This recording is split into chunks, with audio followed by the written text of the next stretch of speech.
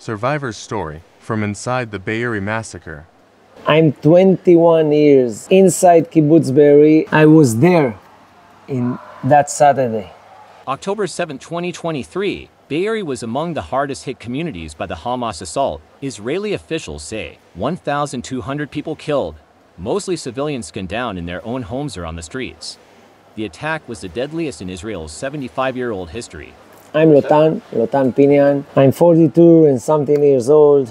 I'm married to Dr. Michal. She's Doctor of Education. We have 3 kids, 13 years old daughter, 11 years old son, and a 9 years old daughter. My kids, my wife, and me were in the safe house after this massive missiles attack. We just jumped from our bed to the safe house and go from 6:30 a.m. We stayed there without food, without drink, without bathroom until almost 1 a.m. Yes. 18 hours and something. The first, we thought we're gonna have this missiles attack. The first thinking that I had is I need to go out and turn on the coffee machine. Just minutes after that, we start to have messages on the kibbutz WhatsApp that there are intruders, terrorists inside the kibbutz. On something like 7:13, I heard Arabic voice outside my door. So I wrote, "They are here." We didn't understand what it's going to be.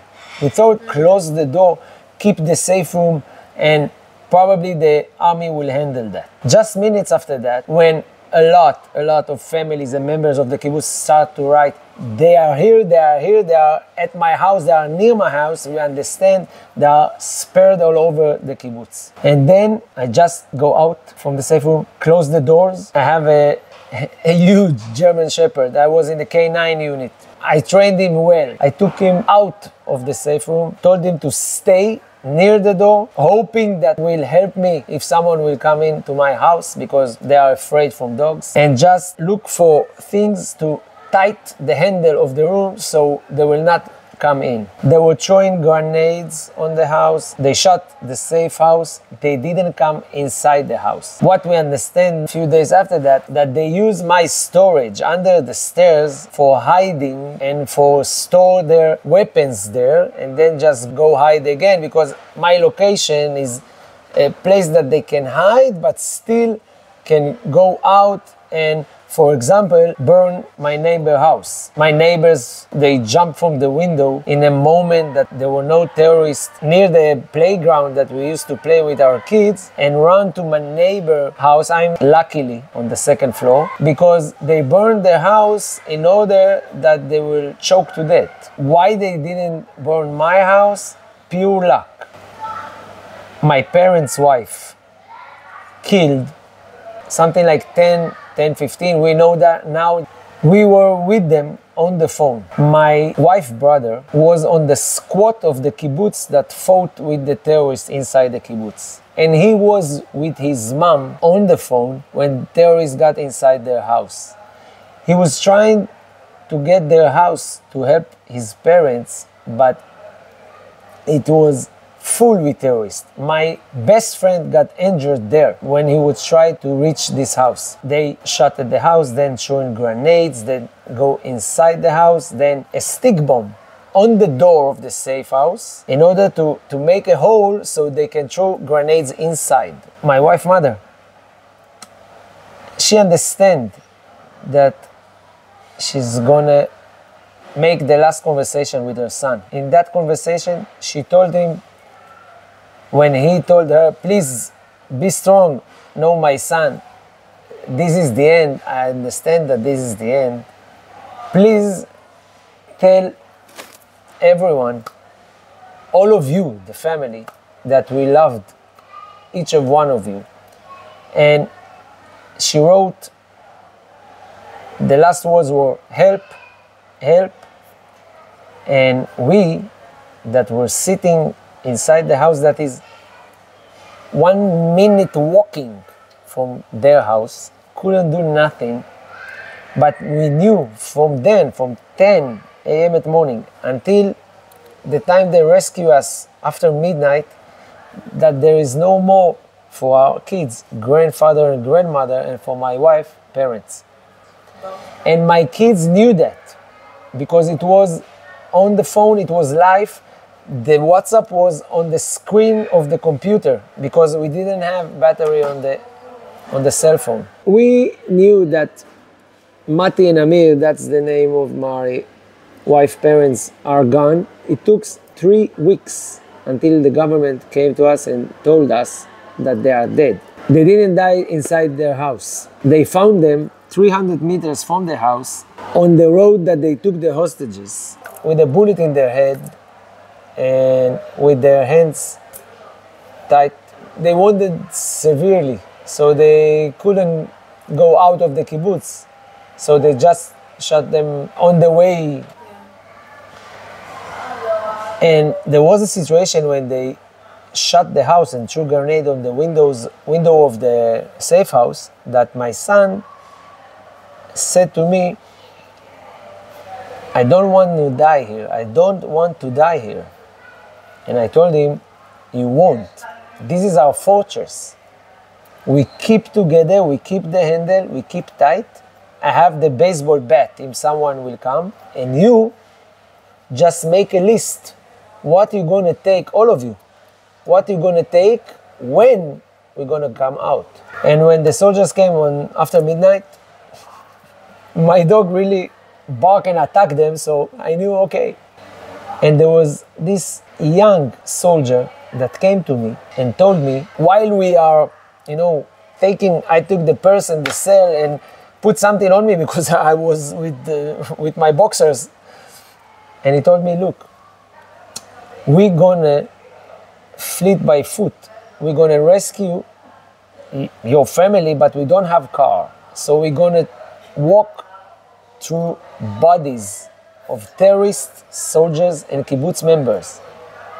Please, I will tell you, keep the eyes of your kids closed." In the minute that they took us out of the house, there was still battle near us, shooting in a place that was just direct to the place we need to go. So we go on a huge circle, and I was keeping my hands on my kids' eyes. And my son told me, I can't see, I don't know when I'm running. Just grab my shirt, it's okay. It took something like 15, 20 minutes. When I'm looking at that, it looked like ever. It was so long way. And when we came to the place that we're supposed to be safe, surrounded with soldiers, one terrorist came from the bushes, something like 20, 25 meters, shot at us. The luck was on our side. 1 minute after that, he got killed from the soldiers that were with us. But I was thinking I managed this situation and able to stay and keep my family safe in the safe room for 20 hours just to be killed, or for one of my kids will get shot when I'm a minute from getting on the bus and go. The bus that they brought is not a good idea. Let's bring an armed truck, because they are also waiting on the roads and you don't know where they're hiding. And you need to understand that the fight inside the kibbutz took place for another 2 days. Monday after that, we had a wedding in our family. My younger brother's wife got married. We decided, but the couple understand that his parents would like him to have that and to do the wedding, even if they are not here and even if it's not with them. His mother, she was so waiting for this wedding that we understand that we need to do that. And from then until now, we are in this hotel, managing our life, looking forward. We are not in misery. We have this situation that it's hurt. You know that your mother and father-in-law, your friends, your kids' friends are not here, either dead or kidnapped. But we need to look forward, because we are those who kept alive, and we need to be alive in a holistic way. Not only breathe, we need to see our future. We need to take care of our mental health and our kids' mental health. We need to take care of our community. We need to rebuild our kibbutz. Something like 100 houses are either severely damaged or either just turned from the ground or got flames all over.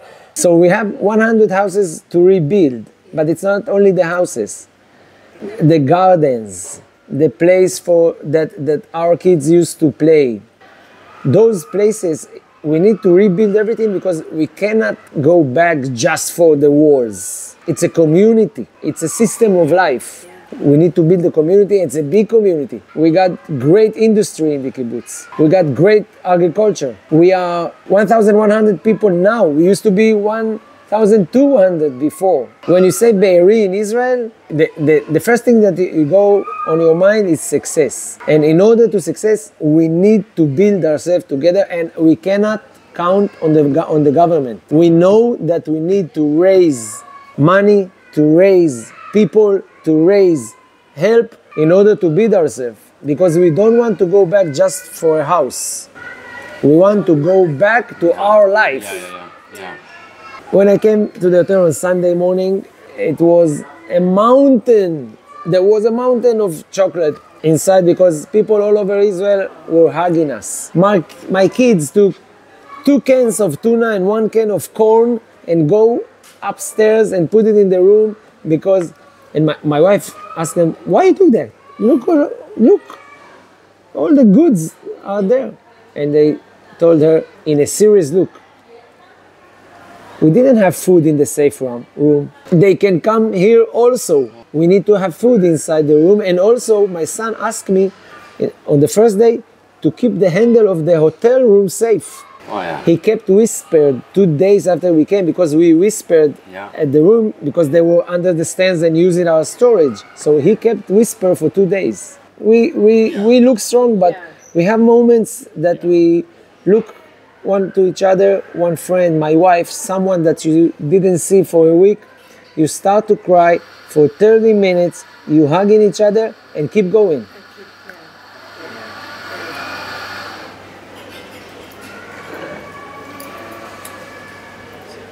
Thanks for sharing your story.